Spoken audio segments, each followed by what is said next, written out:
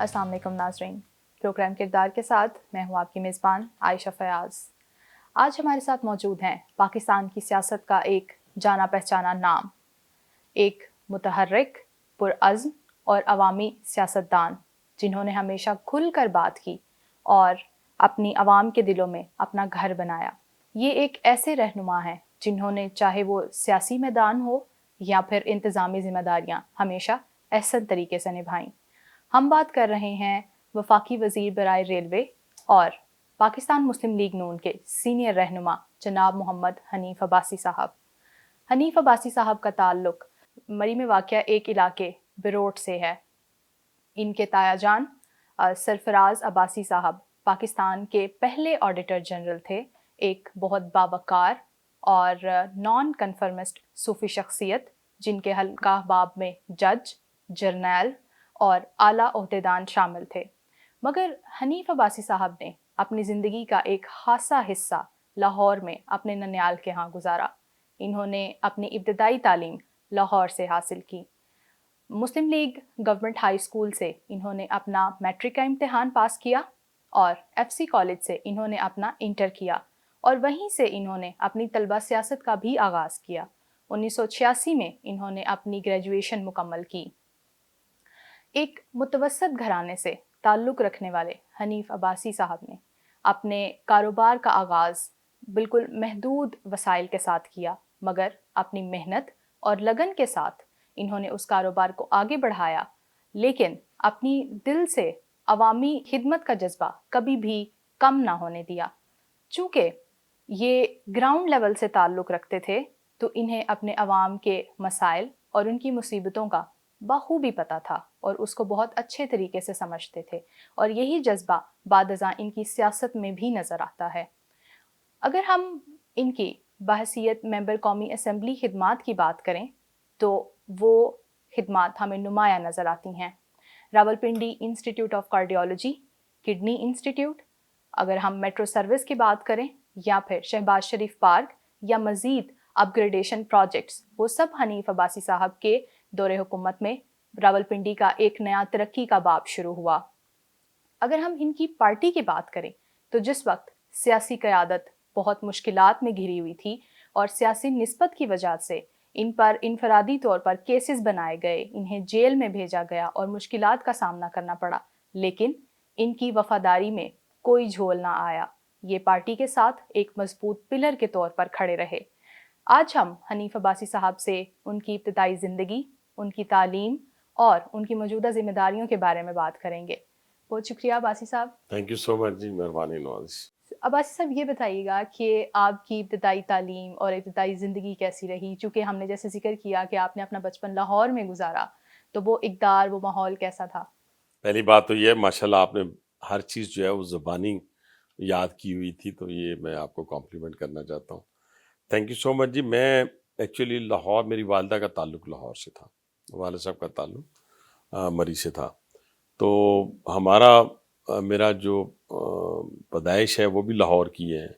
میری اسکول، میرا کالج، میرا وہیں پہ اسی ماحول میں، لاہور کے ماحول میں ہی میں پلا بڑھا ہوا، اور وہاں پہ ہی میری جو ایکسٹرا کریکولر ایکٹیویٹیز ہیں وہ بھی ادھر ہی تھیں، جو بھی شرارتیں کی، جو بھی کھیل کھیلا، سارا کچھ وہیں پہ ہم نے۔ اور پھر میں 92 میں راولپنڈی میں شفٹ ہوا۔ وہ جس ماحول کی آپ بات کریں، بڑا کھلا ڈلا، بڑے جسے کہتے ہیں زندہ دلانے لاہور، ان کے درمیان اپنی زندگی گزاری۔ میکسیمم میرا جو ننہال تھا وہ وہیں پہ تھا، یعنی ماموں کے بیٹے، خالہ کے بیٹے، تو انہی کے ساتھ ہماری زیادہ تر، ان میں سے کئی میرے ساتھ اسکول میں تھے، کئی میرے ساتھ کالج میں تھے، ایف سی کالج میں تھے، اور پھر انہی کے ساتھ ہماری روز و شب جو ہے وہ گزرتے تھے۔ اور اس میں جو میرے خاص طور پہ ماموں جان تھے دو، وہ تو کچے کھاڑے میں پہلوانی کیا کرتے تھے، ایک بیوروکریٹ تھے، اور اسی طریقے سے بس ان کے ساتھ اپنا وقت ہمارا گزرتا گیا۔ اور میری والدہ جو تھی اپنی بہنوں میں تیسرے نمبر پہ تھی، لیکن وہ میرے ہمارے ماموں میں ان میں بہت زیادہ ان کی پذیرائی ہوتی تھی، یعنی ان سے بہت لگاؤ تھا۔ جیسے ہر فیملی میں ایک بچے سے انسان کو زیادہ لگاؤ ہوتا ہے، اس طرح میں سمجھتا ہوں کہ میری والدہ سے ان کے بھائی جو ہیں اور ان کی والدہ جو تھی، نانا جان تو ہم نے نہیں دیکھے، وہ پارٹیشن سے پہلے ان کی ڈیتھ ہو گئی تھی، تو نانی جان ہماری بڑی خوبصورت تھی، بڑے خوبصورت بال تھے ان کے، اور جیسے آپ وہ دیکھتی ہیں نا چرخہ وہ کاٹنے والی خاتون بڑی خوبصورت سی، اسی طریقے سے تو بڑی ڈیسنٹ خاتون تھی، بہت ڈیسنٹ خاتون تھی. تو پھر آگے اولاد بھی ان کی جیسے ہی تھی. تو جو گزرا ہمارا بچپن وہ والد صاحب کی بڑی شفقت ہوا کرتی تھی، والدہ کی تو آپ کو پتہ ہے محبت کا کوئی کمپیریزن ہی نہیں ہے، لیکن والدہ جو تھی وہ ان سے مار کھایا کرتے تھے، والد جو تھے وہ ہمیں پیار کیا کرتے تھے. والدہ بھی پیار کیا کرتی تھی یہ نہیں، لیکن یہ ہے کہ وہ کمپرومائز نہیں کرتی تھی کسی چیز کے اوپر بھی. وہ سمجھتی تھی کہ اگر یہ بات غلط ہے، چھوٹی سی بھی ہے، تو اس کے اوپر وہ کمپرومائز نہیں کرتی تھی. تو فادر جو تھے وہ کمپرومائز کر لیا کرتے تھے. تو سر جیسے ہم نے ذکر کیا کہ ایف سی کالج کے دنوں سے ہی آپ نے اپنی طلبہ سیاست کا آغاز کیا، تو طلبہ سیاست سے قومی سطح پر آپ کی سیاست، یہ سفر کیسا رہا؟ یہ دیکھیں پہلے ایک تو میں بچپن سے پولیٹیکل ورکر تھا. بچپن سے مراد یہ ہے کہ اسکول گوئنگ سے، کالج تو دور کی بات ہے، کیونکہ میں دو چیزیں بننا چاہتا تھا زندگی میں بچپن سے. یا بننا چاہتا تھا بزنس مین یا دکاندار جسے کہتے ہیں، تو یا پولیٹیکل ورکر کی حیثیت سے میں اپنے آپ کو سیاسی میدان کے اندر، اور دونوں ہی چیزیں اللہ نے نصیب کی محدود وسائل کے باوجود. لیکن اس کو جو آپ والی بات بالکل ٹھیک ہے، جو ایف سی کالج میں میرا فرسٹ ایئر تھا وہاں سے پھر ہم نے طلبہ سیاست کے اندر قدم رکھا، اور پہلا الیکشن جو میں نے لڑا وہ ایف سی کالج سے لڑا، اور وہ اس میں مجھے کامیابی ہوئی. اور پھر پڑھنے کے ساتھ ساتھ پڑھائی کم ہوا کرتی تھی، ایوریج اسٹوڈنٹ تھا میں، کوئی بریلینٹ اسٹوڈنٹ نہیں کہہ سکتے، لیکن بریلینٹ پولیٹیکل ورکر کہہ سکتے ہیں. یہ سیلف پریزنگ میں آ جائے گی. لیکن جو لوگ تھے میرے ساتھ اس وقت، ہمارے اس وقت کے جمعیت کے جو وہاں کے ناظم تھے، وہاں کے پریزیڈنٹ تھے ہماری یونین کے، انہوں نے دیکھ لیا فرسٹ ایئر میں ہی، تو انہوں نے ہمیں تھوڑا چھوٹا چھوٹا گروئنگ شروع کر دی، ساتھ بٹھانا، بک ہاتھ میں ہونی. انہوں نے کہا اچھا یار یہ پڑھیں، یہ اشعار پڑھیں، یہ فلاں جو قصہ ہے اس کو پڑھیں. پھر وہ ہیزیٹیشن جو تھی نا، وہ 40 50 لڑکوں میں بیٹھ کے ہم وہ ایکسرسائز کیا کرتے تھے، ریہرسل جسے کہتے ہیں. تو اس حوالے سے پھر وہ کافی وہاں کی جو یونین کی ایکٹیویٹیز تھی 1984 میں پھر پابندی لگ گئی، لیکن اس کے باوجود ہماری ایکٹیویٹیز جاری ساری رہیں. تو ان ایکٹیویٹیز کے بعد پھر جلسوں جلوسوں میں جانا، لڑائی مار کٹائی، پھر یہ ساری چیزیں چلتی رہیں. اور پھر اسی طریقے سے میں جماعت اسلامی کا رکن بن گیا، اور یہ بات ہے 1991-92 کی، جب میں لاہور سے راولپنڈی آیا. اور پھر میں نے یہاں پہ اپنا ایک میڈیسن کا کاروبار شروع کیا، جس کو آپ کہتے ہیں کہ ڈسٹریبیوشن سیٹ اپ تھا. تو 7 8 میرے پاس کمپنیز تھیں، لوکل کمپنیز تھی پاکستان کی مینوفیکچرنگ یونٹ کی. تو وہاں سے پھر میں نے اپنے کاروبار کا آغاز کیا، اور میں تقریباً 92 میں راولپنڈی آیا، 95 میں اپنے بازار کا پریزیڈنٹ بن گیا، اور 2000 میں پورے بازاروں کا پریزیڈنٹ بن گیا، اور 2003 جنوری میں ایم این اے بن گیا. تو اس کے پیچھے سب سے بڑی بات یہ ہے وہ اللہ تعالیٰ کا کرم خاص تھا، اللہ کی بلیسنگ تھی. میرے میں تو اتنی صلاحیت نہیں ہے، نہ تھی، نہ ہی میں سمجھتا ہوں آگے ہوگی. لیکن پولیٹیکل ورکر ہونے کے ساتھ ساتھ میرے اندر ایک ویلفیئر کا جذبہ بھی تھا کہ عام لوگوں کی ہیلپ کی جائے، مظلوم کی مدد کی جائے. یہ پریکٹیکل باتیں میں کر چکا ہوا ہوں، اور جو بھی ضرورت مند ہے اپنی حیثیت کے مطابق اس کو ایڈریس کیا جائے، اگر نہیں ہو سکتا تو کسی یار دوست سے اس کو اکاموڈیٹ کیا جائے. تو یہ پھر جب 2000 آیا تو ماشاءاللہ عروج پہ تھا، اور اس وقت ایک سیلز ٹیکس موومنٹ چلی جو ٹریڈرز میں نے پورے اس ڈویژن راولپنڈی میں نے لیڈ کیا. پھر پنجاب میں اندر ہمارے کو 2 3 دوست تھے، پھر کراچی سے 2 ہم نے ملا کے پھر اس کو ایک ہائپ کریٹ کی. ہائپ کریٹ کرنے کے بعد 25,000 لوگوں کا، مجھے آج بھی یاد ہے 2001 میں ہم نے، یا 2000 کی بات ہے، 2001 میں تو سیلاب آیا تھا، 2000 کی بات، تو ہم نے 25,000 ٹریڈرز کا جو ہے وہ جلوس نکالا، اور بہت بھاری بھرکم احتجاج ہوا، جس کے نتیجے میں وہ حکومت کو سیلز ٹیکس جو ہے جو امپوز کرنے جا رہی تھی. اس وقت میں اکیلا تو نہیں، پوری میری ٹیم تھی، لیکن شٹر پار بہت بڑی پار ہوتی ہے، اس کو میں نے اس وقت استعمال کیا، اور اپنے لیے نہیں، اپنے لوگوں کے لیے، ٹریڈرز کی ویلفیئر کے لیے، عام لوگوں کی ویلفیئر کے لیے، اور اس کے اوپر ہمیں کامیابی حاصل ہوئی. تو یہی وجہ بنی کہ جب 2003 جنوری کا بائی الیکشن آیا تو تمام ٹریڈرز نے ڈیمانڈ کی کہ آپ الیکشن لڑیں. تو میں نے پھر ٹریڈرز کی ڈیمانڈ کے اوپر جو ہے وہ الیکشن لڑا، اور اس وقت اللہ تعالیٰ نے جو ہمیں کامیابی دی اس سے پہلے بھی جو ٹریڈرز کے جتنے الیکشن میں نے لڑے وہ میں نے بائی بیلٹ جیتے ہیں، یعنی یہ نہیں کوئی سلیکشن نہیں ہوتی تھی یا آپ صدر ہیں جنرل سیکرٹری ہیں، بلکہ باقاعدہ ایک الیکشن ہوتا تھا. پہلے ہمارے پاس 400 شاپس تھی، پھر 600 شاپس تک چلی گئی بازار کی. تو پھر اوور آل جب میں نے الیکشن پورے انجمن تاجران کا، تو وہ تو پورا پنڈی تھا.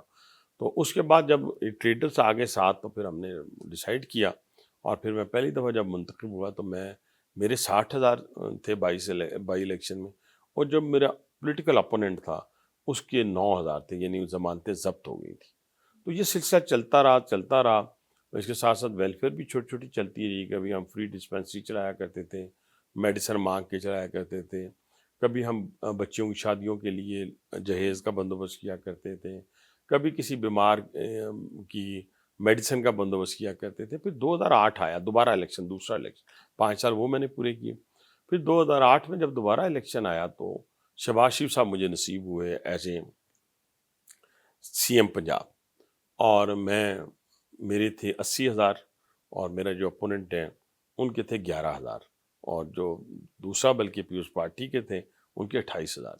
اس میں بھی میرے اپوننٹس جتنے بھی تھے ان کی ضمانتیں ضبط ہو گئی. تو اس الیکشن کے بعد مجھے جب شہباز شریف صاحب ملے تو میرا وہ جو ویلفیئر کا ایک شوق تھا، جو میں عملی جامہ پہنانا چاہتا تھا، یعنی میں چاہتا تھا کہ ڈسپینسریوں سے بات آگے چلی جائیں، کوئی بڑے نئے ہاسپٹلز راول پنڈی میں بنیں، کوئی ٹرانسپورٹ بنے، کوئی کھیل کے میدان بنے، کوئی اسی طریقے سے صفائی ستھرائی کا کام ہو. یہ سارا سلسلہ جو تھا، جب وہ میرے پاس، اور 2009 میں انہوں نے میرے گھر کا وزٹ کیا، تو میں RIC کے حوالے سے بہت دفعہ یہ واقعہ سنا چکا ہوں، لیکن آپ کی وساطت سے پھر سنانا چاہتا ہوں کہ میرے گھر سے جب نکلے تو میرے ذہن میں تھا کہ ان سے کیا لینا ہے، کوئی نوکری لینی ہے بچوں کے لیے یا لوگوں کے لیے، یا کوئی لیز پہ جگہ لینی ہے، یا کوئی قرضہ لینا ہے. نہیں، یہ کوئی چیز سوچ ہوئی. میرے سوچ میں تھا کہ راول پنڈی کے لوگوں کے لیے ایک ہاسپٹل بنایا جائے، کارڈیالوجی ہاسپٹل. یہ نہیں کہ صرف ہاسپٹل بنایا جائے. اور آپ کہیں گے جی کارڈیالوجی ہاسپٹل کیوں؟ وہ اس لیے کہ AFIC میں اپنا بڑا لوڈ تھا، تو وہ سویلین کو تو ٹریٹ اس طرح نہیں کرتے تھے، تو ان کے لیے ایک ہاسپٹل چاہیے تھا. تو میں نے گزرتے کہا، میں نے کہا سر یہاں پہ ہاسپٹل بنا لیں. بڑی دفعہ لوگوں کو میں نے سنائی ہوئی ہے، انہوں نے اس وقت حامی بھر لی. اس کے بعد Rawal Pindi institute of urology کی حامی بھر لی. پھر 2013 کا الیکشن آیا تو میرے خلاف بانی PTI تھے الیکشن لڑنے کے لیے. تو اس کے بہت سارے عوامل تھے. اس سے پہلے میرے پہ ایک FIR جھوٹی درج کی گئی تھی، میری کریکٹر اسیسینیشن کی گئی، میری فیملی کے ساتھ زیادتی ہوئی، سب کچھ ہوا. لیکن اس ساری کرائسس کے دوران ایک بڑی خوبصورت بات میں بار بار کہتا ہوں، مجھے شہباز صاحب منع بھی کرتے ہیں، یعنی کہ وہ میرے ساتھ کھڑے رہے ان کرائسس کے دوران. اس FIR جب درج ہوئی، میں MNA تھا، اس وقت بھی میرے ساتھ کھڑے رہے. اور میری لیڈرشپ میں ایون کہ میاں نواز شریف صاحب نے، بہت لوگ ان کے پاس گئے جن کے پاس FIR ہو گیا، یہ ہو گیا وہ، لیکن وہ میاں نواز شریف صاحب کا فیصلہ تھا کہ نہیں، حنیف عباسی جو ہے وہ ہمارا پولیٹیکل ورکر ہے اور اس کے ساتھ زیادتی ہو رہی ہے. پھر اسی طرح 2013 میں جب الیکشن آیا تو میرے 79 تھے، اور مجھ سے جو جیتنے والا تھا وہ 9,000 بانی PTI کے زیادہ تھے. لیکن آج پتہ چلتا ہے کہ اس وقت 25,000 بیلٹ پیپر اسٹیمپ لگا کے بانی PTI کو دے دیے گئے تھے. بہرحال میں نے اس کو ایکسیپٹ کیا. لیکن جو ہی الیکشن ختم ہوا تو اس کے بعد حکومت بن گئی پنجاب میں بھی ہماری، اور مرکز میں میاں نواز شریف صاحب وزیر اعظم بن گئے، اور صوبے میں وہ CM دوبارہ بن گئے. تو الیکشن کے تقریباً کو مہینے بعد شہباز صاحب میرے گھر آتے ہیں اور کہتے ہیں کہ میٹرو نہیں بنانی. اس وقت انہوں نے پھر مجھے میٹرو کا چیئرمین بنایا. اور یہ جو میٹرو آپ دیکھ رہے ہیں جس پہ 1,60,000 لوگ سفر کرتے ہیں، اور اس میں سب سے اس میٹرو کی خوبی یہ ہے کہ ماں بہن بیٹی عزت کے ساتھ ایک جگہ سے دوسری جگہ، یونیورسٹی، کالج، اپنے کام کاج کے لیے، اپنے گھروں سے نکل کے شاپنگ کے لیے، اپنے ریلیٹیوز کی یہاں جانے کے لیے بہت کمفرٹیبل ہو گئی، رسپیکٹفل ہو گئی. یہ ہم نے 9 مہینوں میں یہ پروجیکٹ مکمل کیا ہے. 24 کلومیٹر لمبا، جس میں 4 کلومیٹر کی ٹرنچ ہے، 8.5 کلومیٹر کا برج ہے. یہ معمولی بات، منہ سے باتیں کرنا میں 90 دنوں میں کرپشن ختم کر دوں گا، میں 1 کروڑ نوکریاں دوں گا، 50 لاکھ گھر بنا کے دوں گا، جب میں منتخب ہوں گا تو گورنر ہاؤس کی دیواریں گرا دوں گا، بلڈوزر میرے دوسرے دن کھڑے ہوں گے، وزیر اعظم ہاؤس کو میں یونیورسٹی بنا دوں گا. ٹھیک ہے، وہی انہی کے گھر سے کرپشن شروع ہوتی ہے. پھر یہ سارے دعوے ہم نے نہیں کیے. ہم نے جو دعوے کیے کہ ہم نئے ہاسپٹل بنائیں گے، پرانوں کو ٹھیک کریں گے، صفائی کا نظام دیں گے، میٹرو بنائیں گے، کھیل کے میدان دیں گے، اسکول کالجز اپ لفٹ کریں گے، टेक्निकल ट्रेनिंग इंस्टीट्यूट बनाएंगे। तो ये वो बातें हैं जो इस वक्त आपको ग्राउंड पे नज़र आएंगी। ये वो बातें नहीं हैं कि जो झूठ पे मबनी होंगी। एक बयानिया बनाया जाएगा, लोगों को बताया जाएगा कि जनाब रात को जब आप उठेंगे, तो जिस तरह इंडिया ने बयानिया बनाया कि जी इस्लामाबाद में पहुंच गई अब फ़ौज, कराची कब्ज़े में आ गया, लाहौर भी कब्ज़े में आ गया, सुबह पता चला अपने ही 7 जहाज़ गिर गए हैं। तो ऐसे ऐसे ख्याली पुलाव पकाने वाली वो जो पार्टीज़ थी वो आई और उन्होंने ख्वाब दिखाए, लेकिन हमने इसके बिल्कुल बरक्स अपने लोगों के साथ बिहेव किया और ऐसे प्रोजेक्ट दिए जो रहती दुनिया तक कायम रहेंगे और हमारे लिए तोशा का काम करेंगे, हमारे लिए दुआओं के बायस बनेंगे, आने वाली नस्लों के लिए दुआओं का बायस बनेंगे। तो ये हमने करते करते 2013 भी गुजर गया, फिर 18 आया।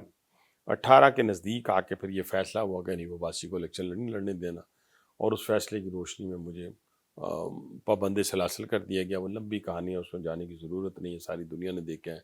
मैं वो लोगों में से नहीं हूँ जो अपने आप को मैं कहता हूँ पीछे छोड़ें, आगे आप चलना शुरू करें। उसको अल्लाह ने इस्तेकामत दी। 11 महीने 3 जेलों में रहा, तीनों जेलों में 6x6 में रहा। 6 फुट लंबी थी, 6 फुट चौड़ी थी। अल्लाह को याद किया। और दूसरी बात ये थी कि कुछ लिखा पढ़ा वहाँ पे, और फिर उसको आके फिर अल्लाह ने मौका दिया। आज अल्लाह ने फिर उस मुकाम पे पहुँचाया उस इस्तिकामत की बदौलत। और मैं समझता था कि मेरा इनर सेटिस्फाई है, जिसकी वजह से वो 11 महीने जो एक आजमाइश का वक्त मैं कहूँगा, मुश्किल वक्त नहीं कहूँगा, जो गुज़रा, जिसमें मेरी फैमिली ने मेरा बड़ा साथ दिया, मेरे दोस्तों ने मेरा बड़ा साथ दिया। दोस्त वही थे जो अच्छे और बुरे वक्त में आपके साथ खड़े रहे, और मैं अपने दोस्तों से कभी मायूस नहीं हुआ। तो ये सारी चीज़ें थी जिसके अंदर मैं गुज़रता गुज़रता तो फिर 2024 का इलेक्शन आया। उसके अंदर अल्हम्दुलिल्लाह कामयाबी नसीब हुई, और उसके नतीजे में आज मैं जिस पोर्टफोलियो पे बैठा हूँ, ये अल्लाह के बाद मेरे कायद मियां नवाज शरीफ साहब और ख़ास तौर पे मेरे प्राइम मिनिस्टर शहबाज शरीफ साहब की बदौलत है कि हमने आज पाकिस्तान रेलवे के अंदर भी रिफॉर्म्स को करना शुरू किया, उसकी बेहतरी के लिए काम शुरू किया। वासी साहब, अगर हम जैसे आप रेलवे की बात कर रहे हैं और आपने पहले जैसे जिक्र किया, तो आपकी सियासत बड़ी अमली और मुनज़्ज़म रही है। अभी बिल्कुल आप रेलवेज़ की बात कर रहे थे, तो जब आपने इस वजारत में कदम रखा तो रेलवेज़ को बिलाशुबा बहुत सारे चैलेंजेस का सामना था। तो उन चैलेंजेस को आपने किस तरह से टैकल किया, और सबसे पहला रेलवेज़ में कदम रखने के बाद आपका सबसे पहला हदफ क्या था? देखिए, सबसे पहली बात तो ये कि पाकिस्तान रेलवे जो है था, वो एक ऐसा आप कह लें कि रोलिंग स्टॉक, जो यानी इसकी कोचेज़, इसकी वैगन्स, एक तो लोगों को पता होना चाहिए कि ये ट्रैक 1861 का बिछा हुआ है, 1880 का बिछा हुआ है, 1870 का बिछा हुआ है। ये कोई इस ट्रैक के ऊपर जितना भी आप पकड़ पकड़ के कोचेज़ को ऊपर रखेंगे तो फिर भी उतरने का खदशा होता है। लेकिन अल्हम्दुलिल्लाह हमने ट्रैक के ऊपर भी नए ट्रैक भी बिछाने के लिए काम शुरू कर दिया, और इसके साथ साथ पैसेंजर फैसिलिटेशन के ऊपर हमने काम किया है मैम। हमने ये किया है कि हमने कहा कि ट्रैक बिछाना, आपको पता है ये अरबों डॉलर का प्रोजेक्ट था, लेकिन हमने स्टेशंस की अपलिफ्टिंग, सफाई, जैनिटोरियल सर्विसेज की आउटसोर्सिंग, ट्रेन्स की आउटसोर्सिंग। अब आपको बहुत सारी ट्रेन्स हर 2 महीने बाद, 3 महीने बाद पैसेंजर ट्रेन्स रिफर्बिश होगी, और उसके साथ 7-8 नए कोचेज़ के साथ वो आ रही हैं मार्केट के अंदर, यानी पैसेंजर्स की फैसिलिटेशन के हवाले से। वाईफाई, मतलब डिजिटाइजेशन की तरफ हम चले गए। इसके अलावा आउटसोर्सिंग की तरफ हम चले गए। इसके अलावा रीजनल कनेक्टिविटी की तरफ हम जा रहे हैं। काज़ाकिस्तान के साथ हमारा तकरीबन एग्रीमेंट नज़दीक है, उनके डिप्टी प्राइम मिनिस्टर आ रहे हैं। चमन तक वो अपनी लाइन लेके आएंगे, चमन से आगे हम एग्जिस्ट करते हैं, और थ्रू हो जाएंगी वो तुर्कमानिस्तान और काज़ाकिस्तान जो है, हम सेंट्रल एशिया, यूरोप और मास्को तक थ्रू हो जाएंगे। इस सिलसिले में मेरा अभी विज़िट भी है। मैं जा रहा हूँ, उज़्बेकिस्तान भी जा रहा हूँ और मास्को भी जा रहा हूँ। इसके साथ साथ हमारा जो है ITI, Islamabad Tehran Istanbul train, वो भी हम रिवाइव करने जा रहे हैं। ऑलरेडी चलती भी थी, 2021 में बंद हुई थी मेरा ख्याल है। अब उसको दोबारा रिवाइव करने जा रहे हैं। तुर्की भी चाहता है। अभी मेरे काउंटर पार्ट से, मेरी जो तुर्की से आए हुए थे, उनसे भी मेरी मीटिंग हुई, और फिर इसके अलावा हमारी बहन आई थी ईरान से, वो भी काउंटर पार्ट है मेरी, उनसे भी बात हुई, तो वो भी करने जा रहे हैं। लेकिन इसके साथ साथ चागी जो रिच एरिया है मिनरल्स का, वहाँ से हम नोकुंडी से 884 किलोमीटर नया ट्रैक, नहीं 400 किलोमीटर का नया ट्रैक, 400 किलोमीटर का या 484 का हम अपग्रेडेशन करने जा रहे हैं। तो यहाँ से फिर वहाँ से जो मिनरल्स की 2028 میں جو ٹرانسپورٹیشن ہے وہ آسان ہو جائے گی. اس طرح روڑی اور کراچی کے درمیان جو ML1 بھی آتا ہے، 2 بھی آتا ہے، 3 بھی آتا ہے، یعنی آپ سمجھیں کہ مین آرٹری ہے. یہ اسی طرح ہے جیسے انسان کے جسم میں دل کو نکال دیں تو آپ خالی جسم رہ جاتا ہے، اسی طرح اگر اس پورشن کو نکال دیں تو پاکستان ریلوے کہیں سروائیو نہیں کرتا. تو وزیر اعظم پاکستان کو کریڈٹ جاتا ہے کہ انہوں نے چوز کیا کہ یہ 500 کلومیٹر سب سے پہلے بنایا جائے. وہ $2 بلین کا پروجیکٹ ہے جو وزیر اعظم صاحب کے کہنے پہ ایشین ڈیولپمنٹ بینک کی فنڈنگ سے انشاءاللہ تعالی ہم گراؤنڈ بریکنگ جولائی یا جون 2026 میں شروع کر دیں گے اس کی، اور یہ 2 سال کا پروجیکٹ ہوگا. سر آپ نے کارگو سروس کا بھی افتتاح کیا اور وہ بھی ایک بڑا پروجیکٹ تھا، تو اس پروجیکٹ کی پیش رفت کیا ہے ابھی؟ میں آپ کو بتائیں جی، ہمارا نا فریٹ کے اوپر بہت سارے ایشوز تھے. ابھی ہماری نئی ویگنز بن رہی ہیں ہمارے پاس یہاں پہ ٹرانسفر اور ٹیکنالوجی کے تحت رسال پور میں بھی اور لاہور مغل پورہ میں بھی. تو اس کے اندر یہ ہوئی ہے کہ میں نے اوپن آکشن کروائی ہے لگیج وین کی، بریک وین کی، جس سے ہمیں 1 بلین ریونیو ایڈ کیا ہے میں نے. اسی طرح کارگو ایکسپریس جو ڈیلی وہاں سے چلتی ہے کراچی سے اور ڈیلی لاہور سے، اس کا ہم نے جو اوپن آکشن کیا اس کا 4.5 بلین کا ہمارا انکریز آیا ہے. یعنی سارا ملا کے کوئی 6 اور پھر کچھ 7.6 بلین بنتا ہے. اور جو نئی ہم کارگو 23 مارچ تک ہمیں 40 ویگنز ہر مہینے بعد ملنا شروع ہو جائیں گی. تو 23 مارچ تک ہمیں 160 کے قریب ویگنز مل جائیں گی. تو وہ ہم اپنے فلیٹ میں شامل کرتے جائیں گے تو اس کا فائنینشیل امپیکٹ آئے گا 1 بلین کا.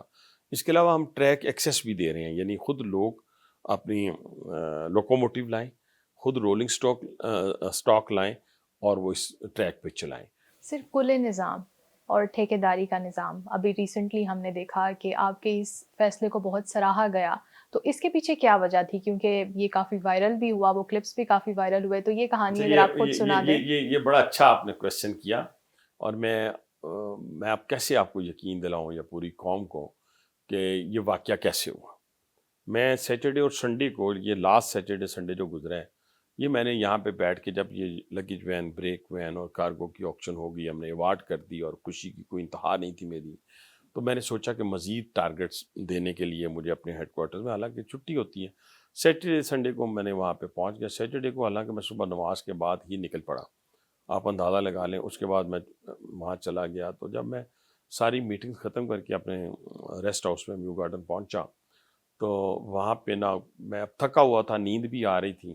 یہ 8:30 کا ٹائم ہے، لیکن پتہ نہیں یکا یک اس سے پہلے مجھے پوچھا گیا لوگوں کے بارے میں، جی اسٹاف جو ہے باہر کھڑا ہوا اس کا کیا کریں، ان کو بھیج دیں. میں نے کہا سب کو بھیج دیں، اب میں صبح پھر میٹنگز کریں. لیکن بیٹھے بیٹھے ڈرائنگ روم میں مجھے احساس ہوا کہ میں ویسے ایک سرپرائز وزٹ جو ہے وہ ریلوے اسٹیشن کا کر لوں. جیسے ایک کام کا جنون ہوتا ہے نا، جو میں نے وزیر اعظم پاکستان، میں پاکستان کی تاریخ میں اگر کسی کو اپنا، ٹھیک ہے ہم بچپن سے ہی ہم میں کوئی صلاحیت تھی، لیکن نکھارنے میں جو کردار ادا کیا ہے وہ شہباز شریف نے کردار ادا کیا. تو جو ان کے اندر ایک جنون ہے اتنا تو شاید میرے اندر نہیں ہے، میں ایسی بات کروں، لیکن وہ ایک جنون کی کیفیت تھوڑی سی ہمارے اندر بھی ہے کام کرنی.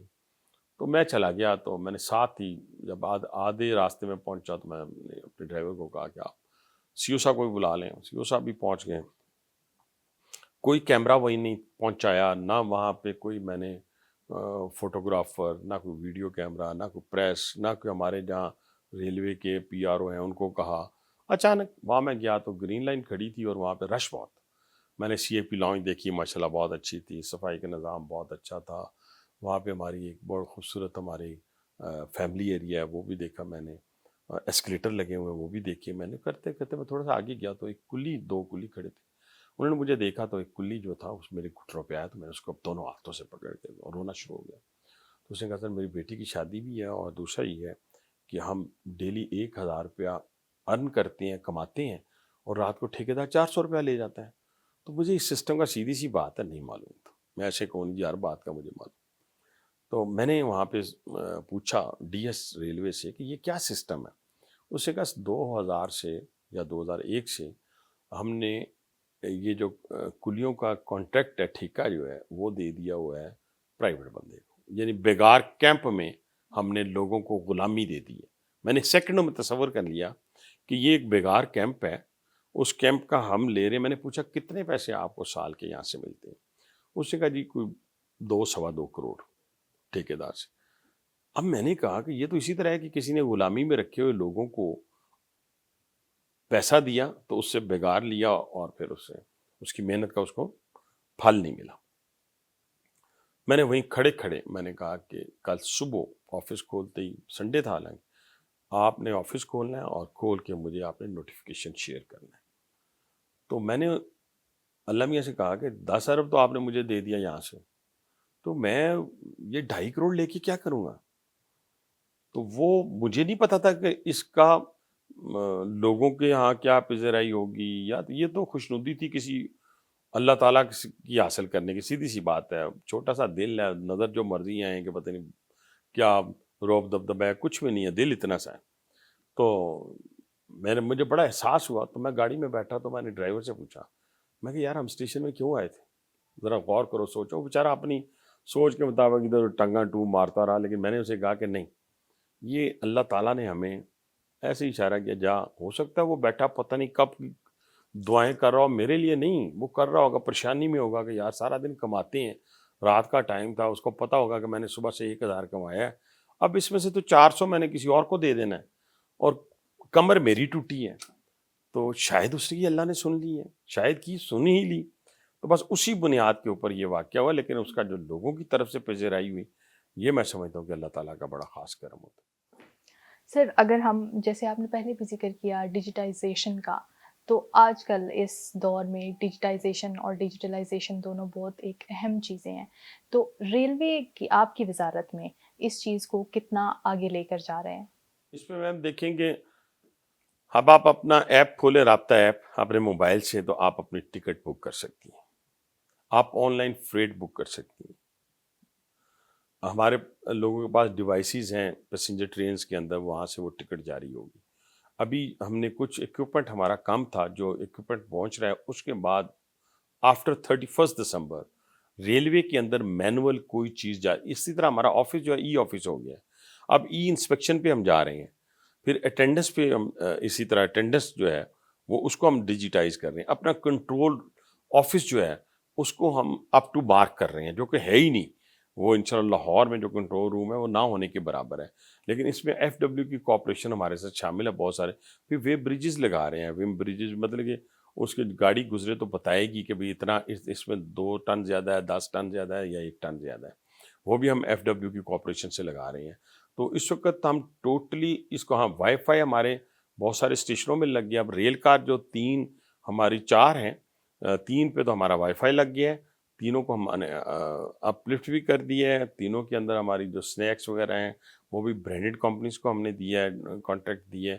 تو اس حوالے سے پاکستان ریلوے کے اندر ہر چیز جو ہے وہ ڈیجیٹائز ہونے جا رہی ہے. سر اگر میں آپ سے آپ کی تھوڑی پرسنل لائف کے حوالے سے سوال پوچھوں تو بہت ساری پرسنل ہونی کی نہیں سر، جیسے ہم دیکھتے ہیں کہ شروع سے آپ یہ عوامی خدمت کا سلسلہ آپ کا جاری ہے، تو ان میں اس سارے میں ابھی آپ وزیر بھی ہیں، تو میٹنگز کرنا، جیسے آپ سیٹرڈے سنڈے بھی بات کر رہے ہیں کہ آپ مصروف رہتے ہیں، دفتر جاتے ہیں، تو وہ بیلنس کیسے آتا ہے پھر؟ اچھا دیکھیں نا، جو تو کمٹمنٹ کے ساتھ لوگ کام کرتے ہیں نا، انہوں نے پھر کام ایک ہی کرنا ہوتا ہے. جیسے ابھی میں مطلب اتنی پابندی کے ساتھ، یہ شاید ہمارے ریلوے والوں کو معلوم ہی نہیں تھا کہ یہ اتنی پابندی والا مطلب کہ بندہ ہے. یہ سوچ رہے تھے جیسے پہلے کوئی لوگ ہوتے ہوں گے، مجھے نہیں پتا، لیکن ٹائم شاید ہی 9 بجے کوئی آتا ہو، تو 9 بجے میں پہنچ جاتا ہوں آفس میں، اور میٹنگز پہلے سے طے ہوتی ہیں. یہ نہیں کہ آ کے پوچھنا شروع کر دیتے ہیں. ایک پورا اسکیجول جو ہے ایک ویک کا پورا میرے پاس ہوتا ہے، اس سے اوپر نیچے ہو جائے تو علیحدہ بات ہے، میٹنگز طے ہوتی ہیں.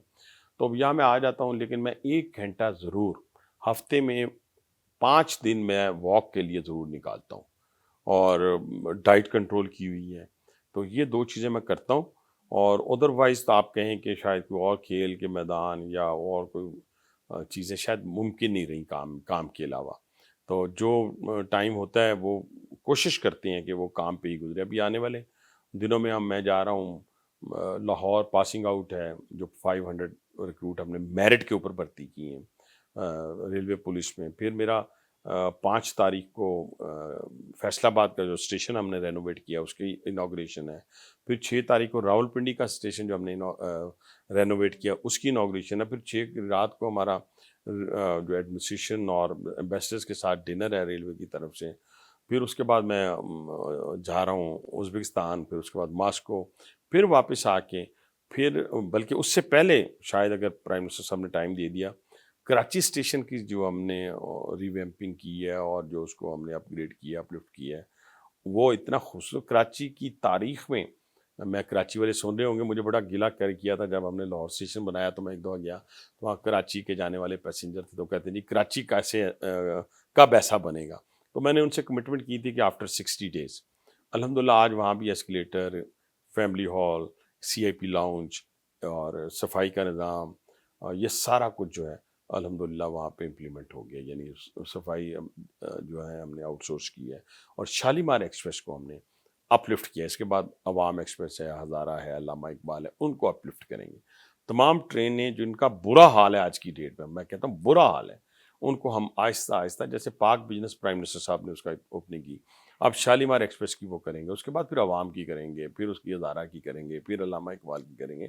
یہ چھو منتر والی بات تو ہے نہیں، کافی بگڑا ہوا کام ہے، تو اس کو سنوارنے کے لیے تو یہ والی ایکٹیویٹیز جو ہیں یہ جاری رہتی ہیں اور پورا ایک شیڈول کے مطابق چلتا ہوں۔ سر آخری سوال میں پوچھنا چاہوں گی، جیسے آپ نے ساری زندگی اپنی سیاست میں گزاری، اور لیکن آج کی سیاست اگر آپ دیکھیں تو آپ کیا سمجھتے ہیں کہ آج کی سیاست میں سب سے بڑی کیا کمی ہے کہ وہ اصولی اور سچی نہیں دیکھیں، سیاست پہلی بات تو یہ آج ہے بھی کہ موجود ہے؟ آج کی سیاست میں وہ وفاداری نہیں رہی اور پرفارمنس بیس سیاست نہیں رہی، گالم گلوچ پہ مبنی معاشرے کو بڑا بگاڑا ہے۔ ہم لوگ 2003 میں بھی اپوزیشن میں تھے، 2008 میں بھی اپوزیشن میں تھے، لیکن آپ یقین مانیں کچھ روایات تھی، کچھ وفاداری تھی پولیٹیشنز کے اندر، جن کو ہم نے اپنی کمی کوتاہیوں کی بنیاد کے اوپر اس طرح خراب کر دیا معاشرے کے اندر کہ نہ کسی ماں کی عزت رہی، نہ بہن کی، نہ بیٹی کی، نہ کسی بزرگ کی۔ تو میں سمجھتا ہوں کہ ہمیں واپس اس طرف جانا ہے، پوری قوم کو یہ سوچنا ہے، خاص طور پہ نوجوان نسل کو سوچنا ہے کہ جی میں کہتا ہوں جی میرا لیڈر کہ جی میں نے 400 لوگوں کو ٹکٹ کھمبوں کو دی تو وہ نیشنل اسمبلی میں چلے گئے، یا کسی کا لیڈر کہتا ہے، تو بھائی جان 400 کھمبے اگر آپ نیشنل اسمبلی میں لے گئے تو آپ ڈیلیور کیسے کریں گے؟ یہی وجہ ہے کہ ہماری لیڈرشپ جب بھی منتخب کرتی ہے ان کو پتہ ہے کہ یہ پولیٹیکل ورکر بھی ہے، یہ ڈیلیور بھی کر سکے گا۔ تو کھمبوں سے ملک نہیں چلے گا، ملک چلے گا ان لوگوں سے جو اپنے لوگوں کی جو ایشوز ہیں ان کو ایڈریس کر سکیں، اور ملکی معاملات کے اندر جب کانسٹیٹیوشن کی باری آئے، اس میں امینڈمنٹ کی باری آئے، اس کی پاسداری کی بات آئے، اس کے قانون کو ٹھیک کرنے کی بات آئے، یا دنیا کے اندر اپنے آپ کو منوانے کی بات آئے، تو وہ کھڑے ہو کے کوئی بات کر سکے۔ اور پھر پرفارمنس بیس سیاست ہونی چاہیے۔ ایک بندہ جسے گھر میں والدہ دوسری دفعہ مانگنے پہ سالن نہیں دیتی، وہ آپ کے مسائل کیسے حل کرے گا؟ تو جس کے مسائل حل کرے گا تو اس کا کوئی بیک گراؤنڈ تو ہے، جیسے آپ اپنی سی وی ماشاء اللہ پڑھی لکھی ہیں، کسی جگہ جاب مل لیا جائیں گی تو اپنی سی وی دیں گی کہ میں نے یہ ماسٹر کیا، یہ فلاں کیا۔ اسی طرح ہم جب کسی جگہ جائیں گے تو ہم بتائیں گے، جیسے ابھی تو میں نے کچھ بتایا ہی نہیں آپ کو کہ ہم نے کیا کیا اس راولپنڈی کے لیے کیا ہے، تو وہ تو اگر بتانا شروع کریں تو پورا پروگرام تو اس پہ ہو جاتا ہے۔ تو اس لیے جب بھی میں سپیچ کرتا ہوں تو مجھے کسی کو گالی نکالے بغیر، کسی کی برا بھلا کیے بغیر، کسی کا پردہ اٹھائے بغیر میں اپنا موقف بیان کرتا ہوں جو ہم نے پرفارمنس پچھلے 20-25 سال میں ایز اے پارلیمانی سیاست میں پبلک ریپ کی حیثیت سے کی ہیں، تو ہمارا تو وقت ادھر ہی نکل جاتا ہے۔ تو اس بنیاد کے اوپر لوگوں کو چاہیے کہ اپنے لوگوں کو پرکھیں۔ بہت شکریہ حنیف عباسی صاحب، پروگرام کردار سے آج اتنا ہی۔